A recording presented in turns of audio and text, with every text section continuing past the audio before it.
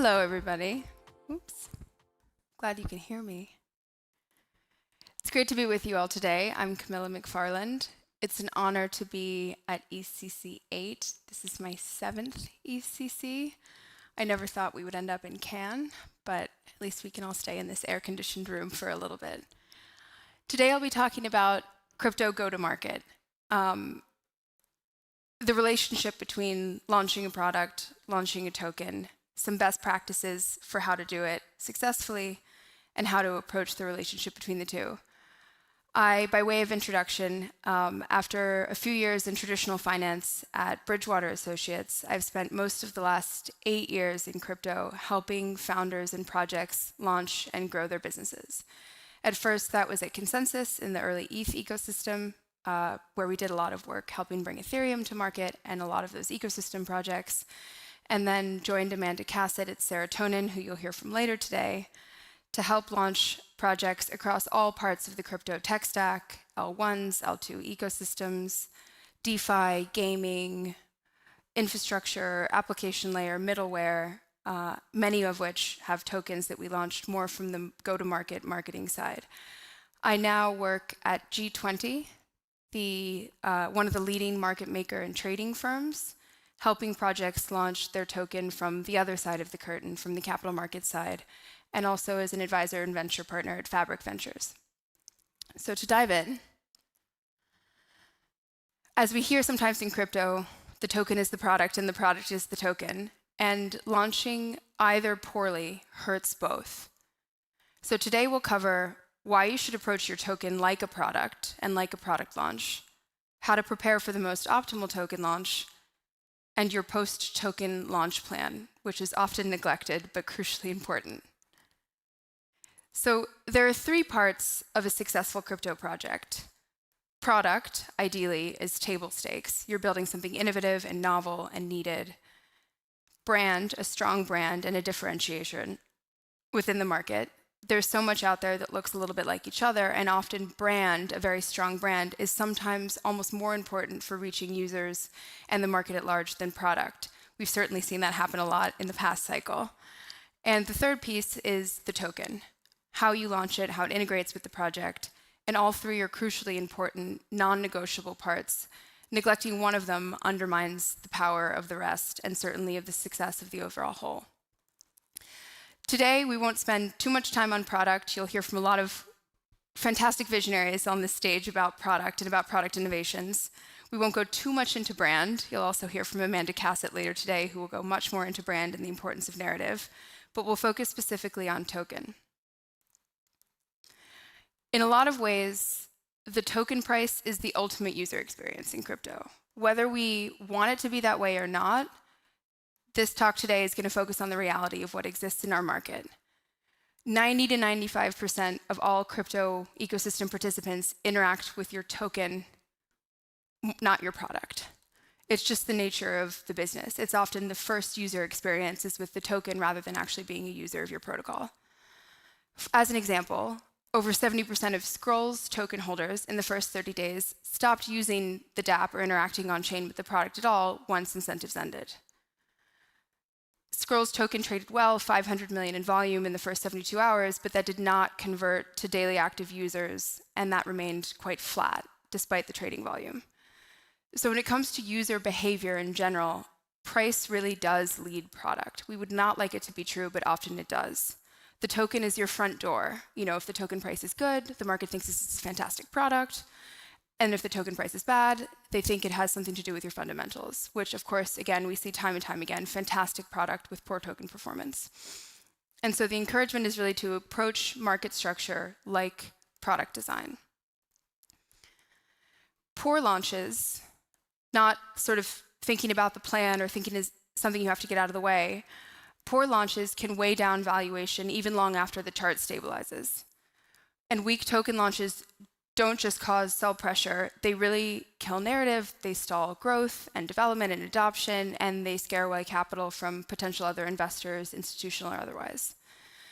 Tokens that drop over 40% in the first month often take up to a year on average to return to launch FDV levels. So this is a scenario that obviously we want to avoid. Again, using our example of Scroll, they're unfortunately my punching bag for today. Well, they launched at about a 1.8 FTV. Weak token utility, as I explained, and sell pressure led to sustained decline in sentiment in TVL, and TVL on chain stagnated and stayed below about 50 million even 2 months into launch. Token incentives are not just engagement tools like airdrops or getting users, they're really retention drivers, or should be. Tokenomics-driven projects achieve 2 to 4x faster ecosystem growth than ones without.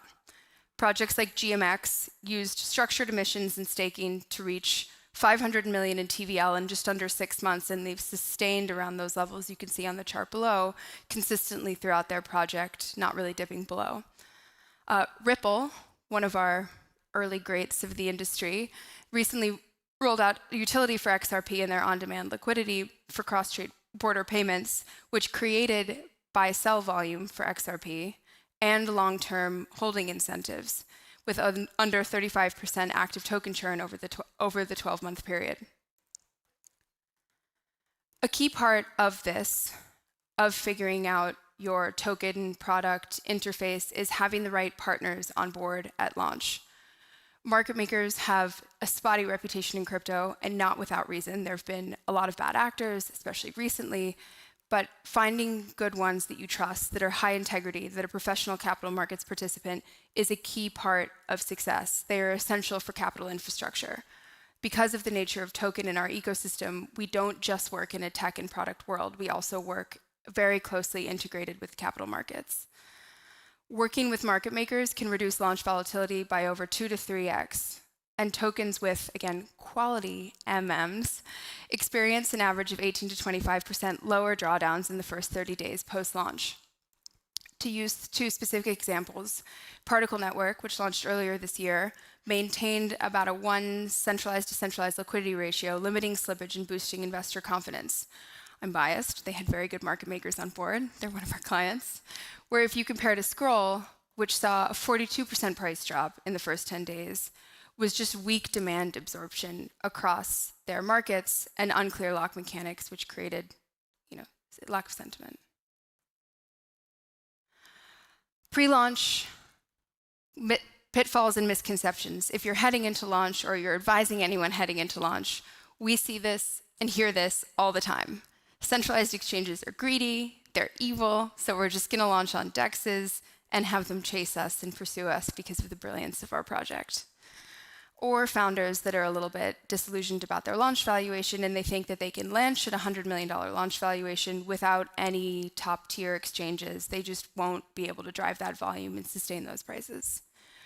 Or in selecting your again, there's so many different groups out there, and some choose their market maker because they've promised investment, or they roll out the red carpet, or they promise exchange listings, all of which are not as important as finding ones you can trust that are good traders that'll be there in your books providing liquidity in a high integrity way. Or, like you hear all the time, we don't care about token price. We're launching us for the product. If we build it, they will come, which, as Amanda Cassett will tell you about later today in the marketing and narrative, is not always the case with beautiful product. So you're heading into launch, what should you do? In addition to finding your quality market-making partners, create a plan across these 5 things. 1, what is your exchange strategy? Talk to exchanges early, approach them with your best possible foot forward, and secure those listings and your plan around launch between the 2. Scenario plan with your capital markets partner, with your market maker, model out float versus demand, target about 5 to 10% float with buffers for liquidity and incentive programs. The key of this talk, obviously, think about your token utility. That one's not up to your partners, that one's up to you. And really try to have that token utility day 1 at launch. Ensure that there is staking, governance, or some protocol use as you roll out your token to the market. Part of that, of course, is thinking through your token incentives. What does distribution look like across airdrops, emissions, usage? How are you going to use that to bootstrap real adoption? And then, as we mentioned before, launch valuation. Pragmatic initial market cap I cannot stress enough, especially as we head away from sort of the era of low float, high FTV tokens hitting the market. Bringing your project to market with a responsible valuation benefits everybody involved, especially yourself, over the long term.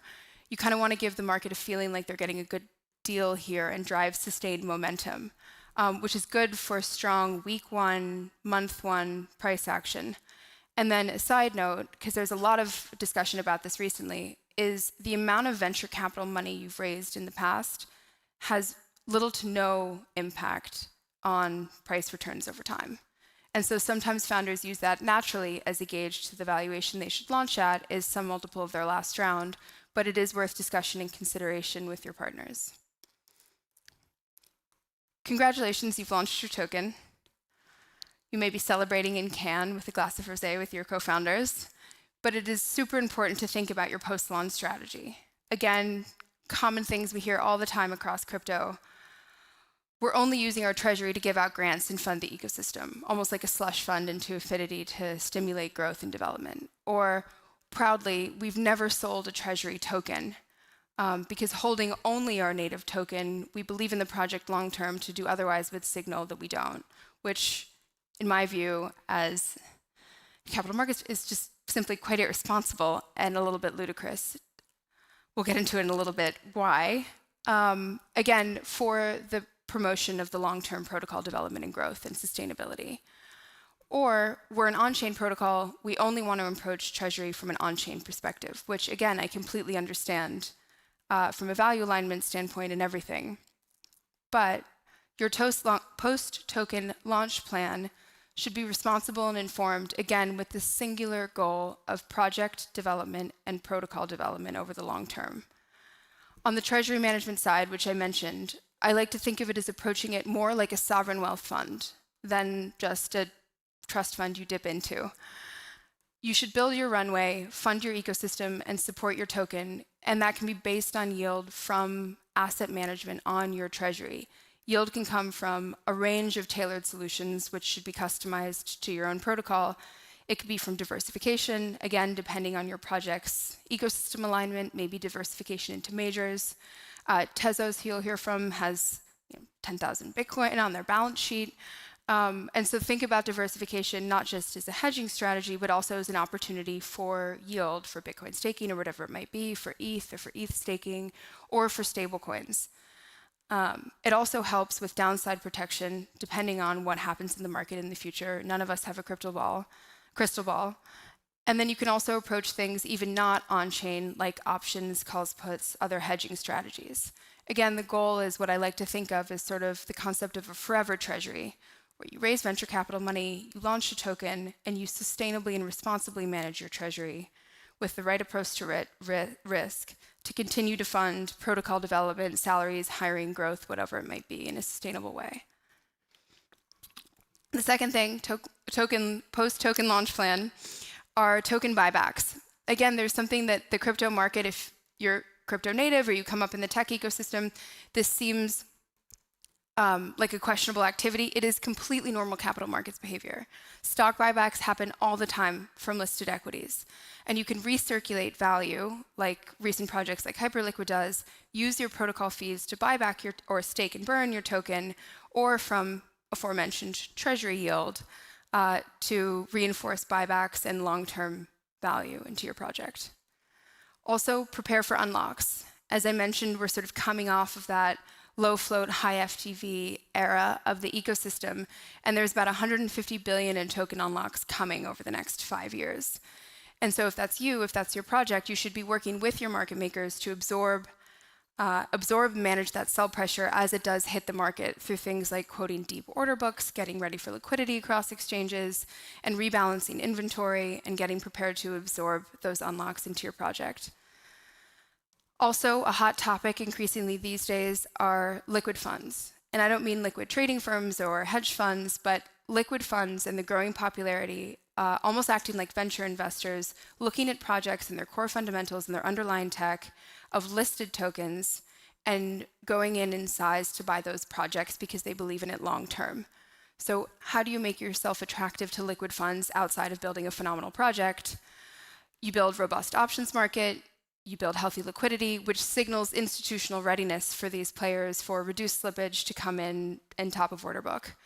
And then, of course, you've launched your token. You should be constantly monitoring liquidity, holding your market makers accountable through ideally real-time or daily transparency across spreads, depth, slippage, everything else. An example that I'll quickly give of a phenomenal product token integrated approach is Across Protocol. They had a really integrated, elegant solution for staking, locking tokens, which aligned incentive and created long-term engagement. They validated demand before price discovery. So at launch, they had their infrastructure and agent framework live, which had over 500,000 transactions, 10,000 users before they launched their token. The ACX token itself is used as a core protocol primitive. It powers gas, staking, governance, agent rewards, and USIF drives demand, not just based on emissions and airdrop hype. They use their liquidity to also promote and onboard usage, not just speculation. They launched with great centralized and decentralized exchange listings, had an earned Binance listing afterwards, and had low slippage and managed their relationships across exchanges throughout. They also has adaptive incentives, which caused high retention. Rewards were tied to compute and agent and user output, not just idle holding. So phenomenal use case to dive in. Heartlamber is a great founder, a great project that really has the relationship between liquidity, incentives, and utility as part of the token and as a key driver for the product. So in short, as we wrap, not all token holders, of course, need to be network participants. As we saw in the beginning, vast majority won't be. But aligning incentives does enhance network security, increases transaction volume, and sustains liquidity. If the product is the token and the token is the product, it should work on day one and not just as an accessory for future utility. And like good product design and product UX, a well-designed token incentives guide user behavior towards generating actual value actions. Usage becomes stickier, value accrual becomes structural, and the mercenary floating crypto capital gets filtered out with more sustainable growth. And so to wrap, it was great to be with you all. I think I'm now at time. I will leave you in much better hands with the next speaker, and thank you all for coming.